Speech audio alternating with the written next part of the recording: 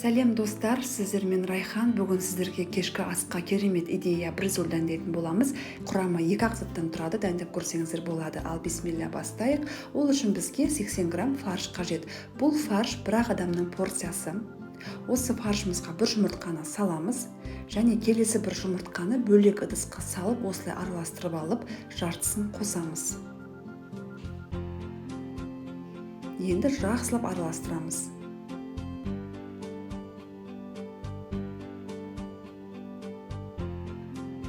Келесі дәміне қарай тұзымызды, қара бұрыш, қызыл бұрышты қосып, тағы да араластырамыз.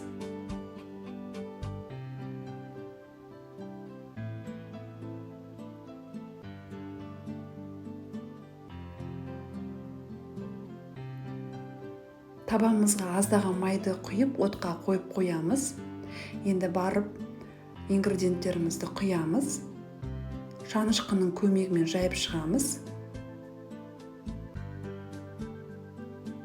Осылай жақсылап қуырып аламыз.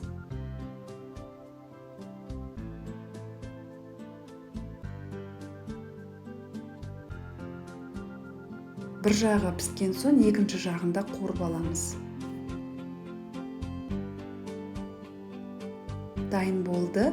Енді аздаған майонезді қостым. Жақсылап жағып шықтым.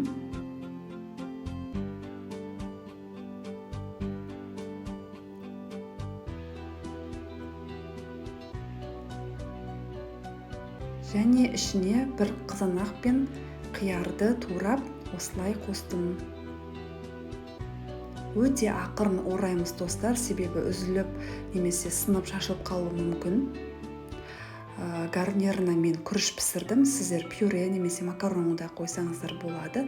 Жанына сәндік үшін, әсемдік үшін осылай қызанақ, қиярды қостым және аздаған тұз септім. Бетіне майонез бен кетчуп қоссаңыздар өте әдемі көрінеді.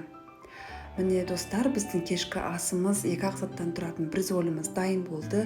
Өте дәмі ерекше, үйлеріңізге міндетті түрде ұнайды. Ас болсын, жасап көрсеңіздер болады.